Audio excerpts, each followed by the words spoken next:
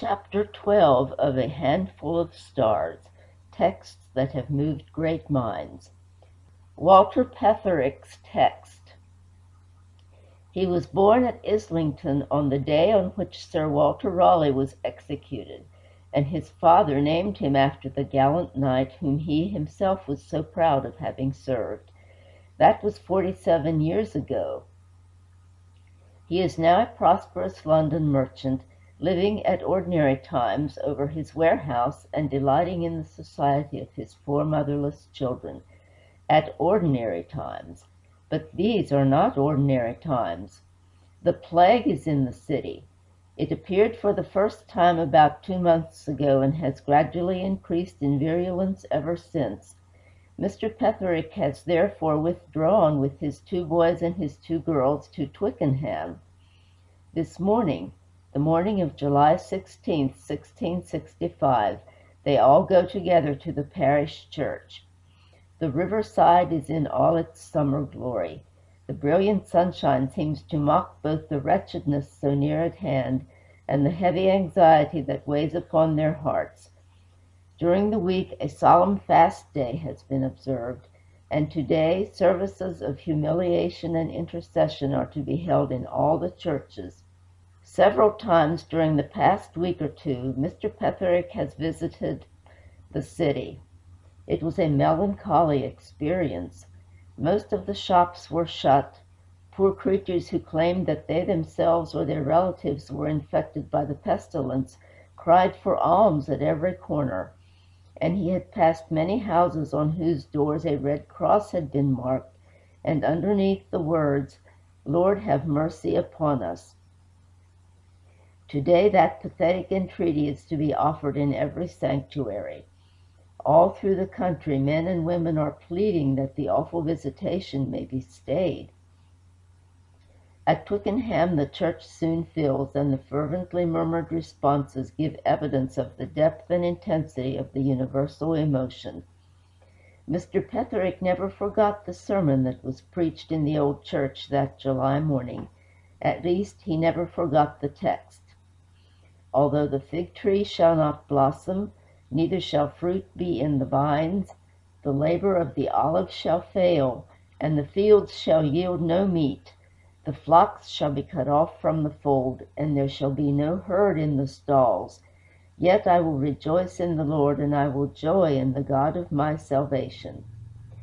The fields barren, the stalls empty, the vineyards bare.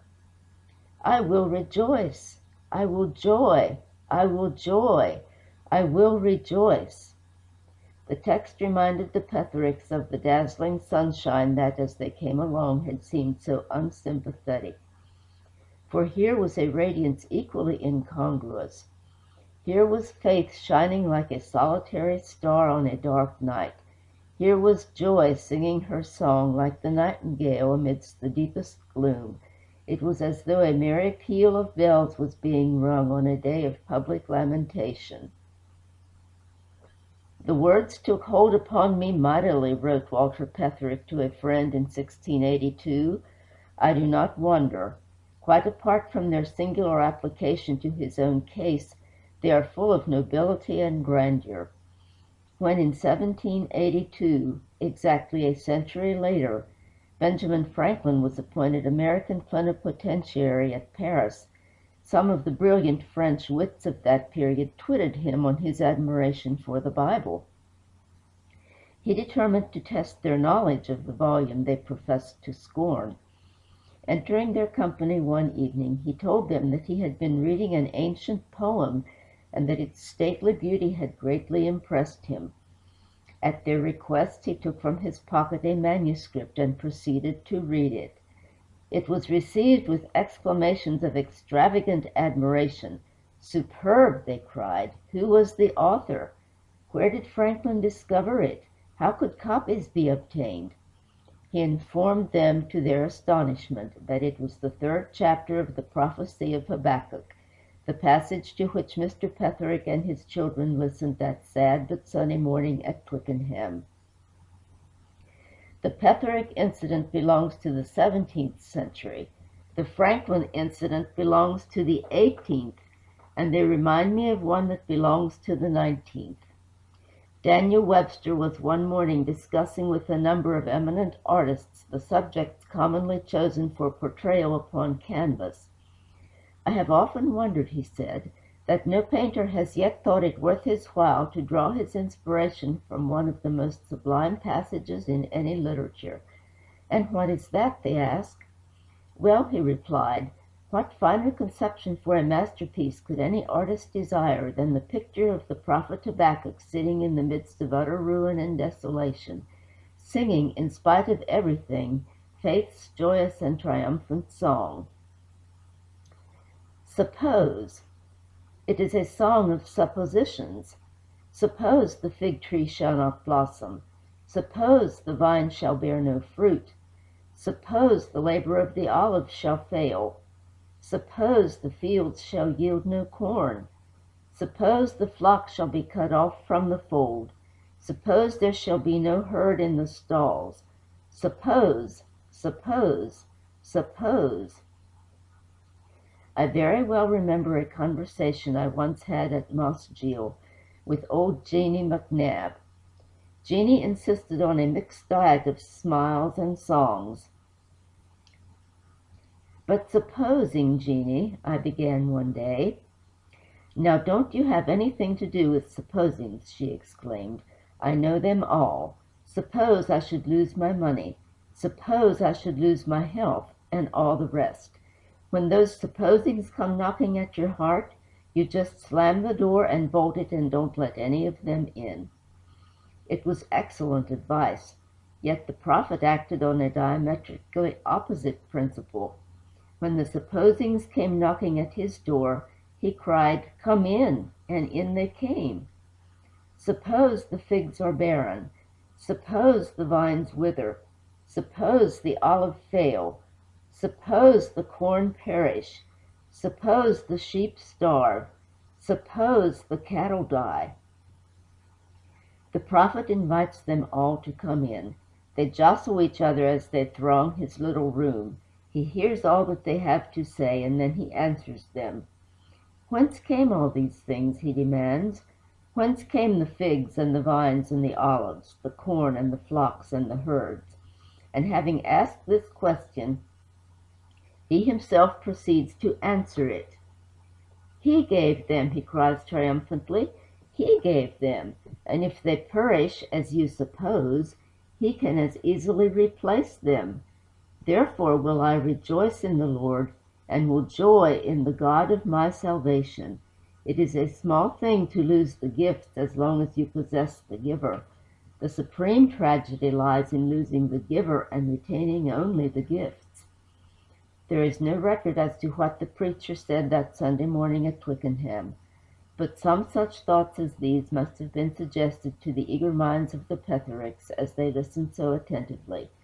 "The words took hold upon me mightily," the father confessed in a letter to a friend long afterwards. That evening a horror of great darkness fell upon the soul of Walter Petherick. He spent the sunset hours quietly with the young people, and before they bade each other good night, he read with them again the passage that had so impressed them in the morning. Then, left to himself, Mr. Petherick put on his hat and took a stroll in the lane. It was a perfect summer's evening, warm and starlit, yet its peace failed to penetrate his tortured soul. A glowworm twinkled in the grass under the hedge, but no ray of light pierced the impenetrable gloom within. He returned to his room, and after sitting for a while at the open window, looking down on the sluggish waters of the tranquil river, he threw himself on his knees beside his bed. One by one he prayed for each of his children. The red cross that he had seen on so many doors seemed to have stamped itself upon the retina of his eye. It blazed before him even whilst the lids were closed in prayer. "Lord, have mercy on us," said the legend under the cross.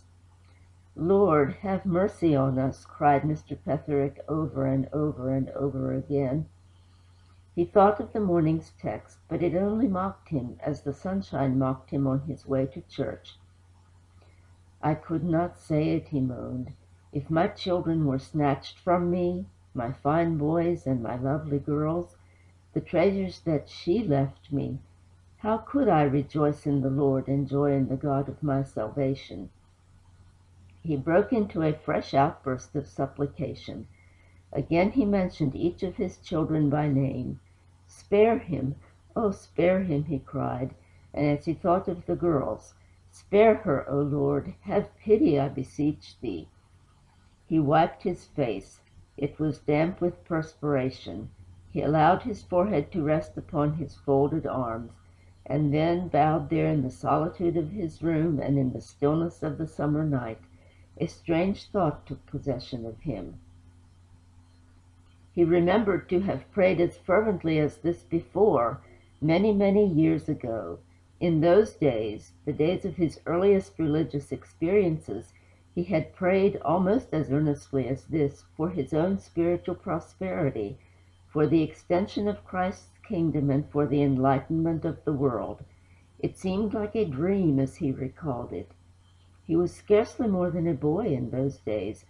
The ardor and intensity of that distant time had deserted him so gradually, and had vanished so imperceptibly, that he had never missed it until now.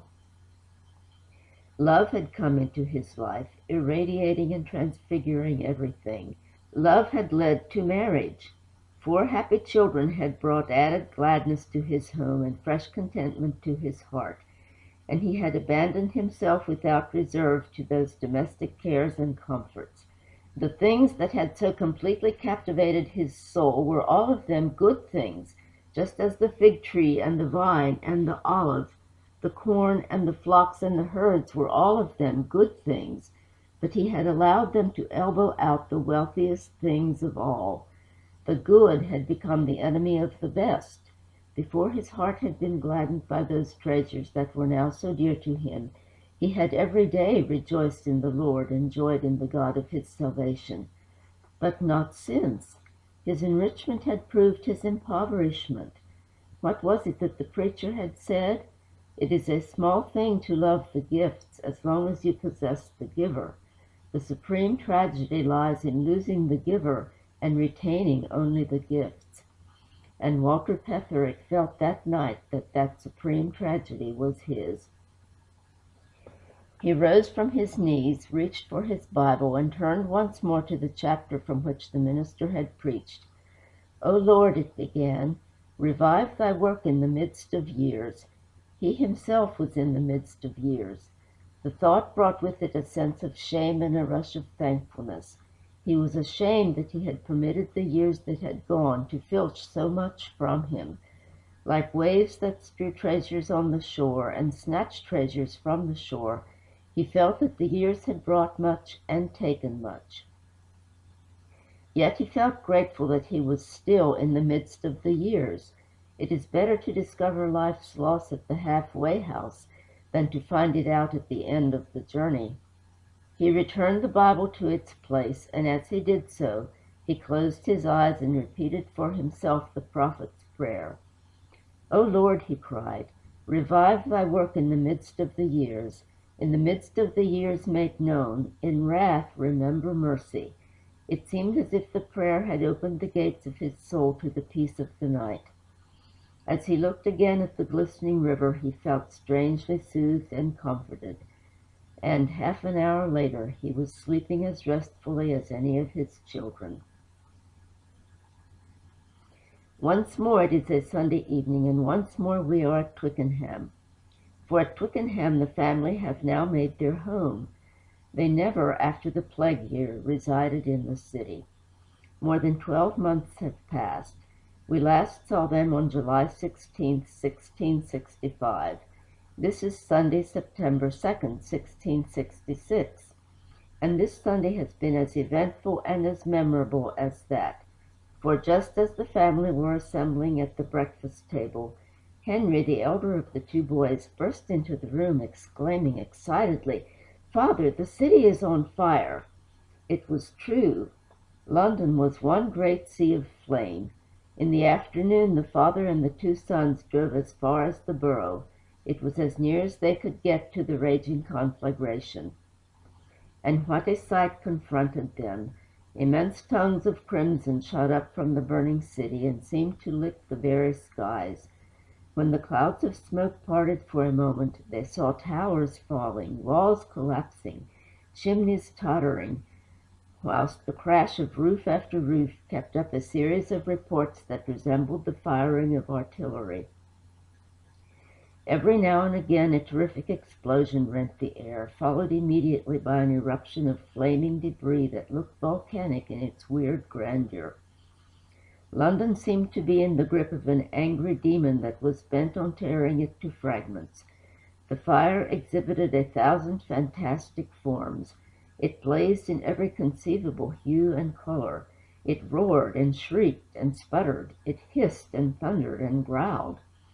A spectacle of such vivid beauty, yet of such awful horror, had never been seen in England before, and somewhere within the area swept by that red ocean of flame was Mr. Petherick's warehouse, containing all, or practically all, his earthly possessions.